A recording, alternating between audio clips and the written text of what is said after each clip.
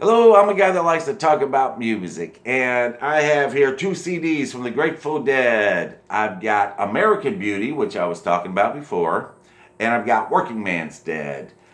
These two albums were both released the same year, 1970, and they're very similar to each other. In fact, I think of them as a double album. But they were a double album that were released as two separate albums. Yeah, I have these on tape cassette, and it was one of those two-in-one tapes.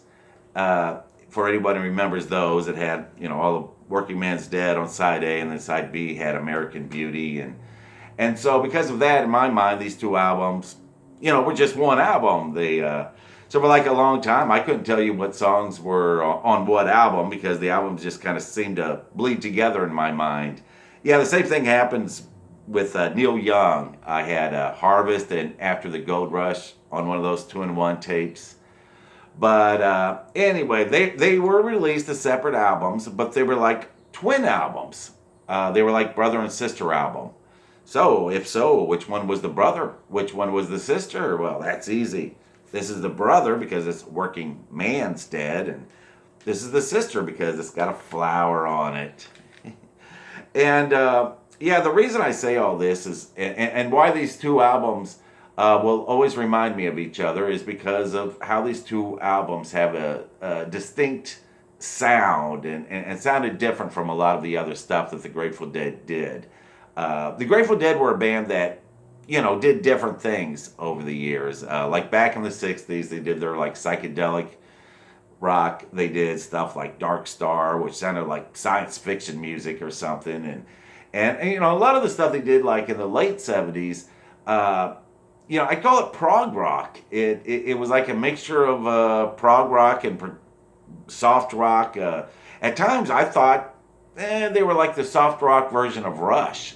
Or at least that's what I thought of it. And but these were their two Americana albums.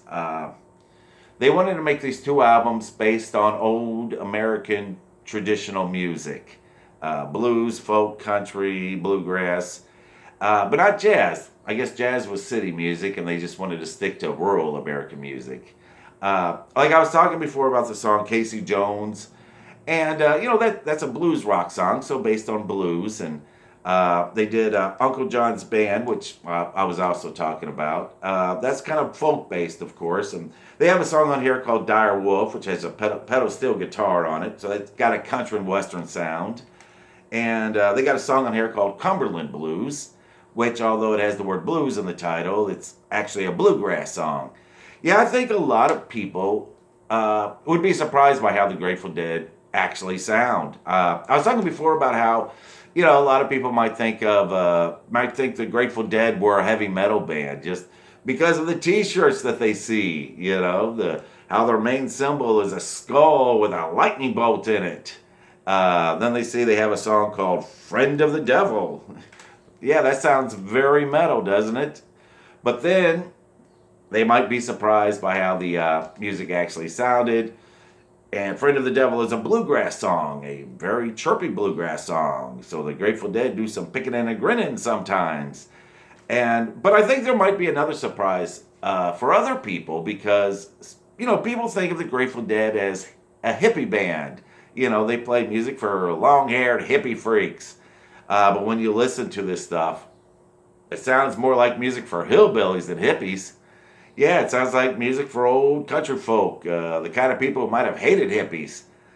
You could play the Grateful Dead. You could play some Grateful Dead songs at a bluegrass gathering. I mean, if you played acoustic guitar and had a friend that played mandolin, yeah, you could go to a bluegrass gathering and play some of their songs. You can play "Friend of the Devil" and "Ripple and Still Water," Cumberland Blues, and nobody there would guess that you're playing some kind of filthy hippie music. Nobody would even notice anything at all about the songs that you were playing. And they'd probably even enjoy it. Unless, of course, somebody notices that you sing the line of "A friend of the devil is a friend of mine." Yeah, some people there wouldn't like that. Might even scare some old ladies, and they might even kick you out after that. What did he just say? But so why would anyone want to be friends with the devil? Yeah, what's that song about? I guess that's I guess that's a subject all its own. And yeah, I'd like to talk a little bit more about the Grateful Dead and these albums, but I'll have to do that some other time. I got to get ready for work because I'm a working man. And I make good money, $5 a day.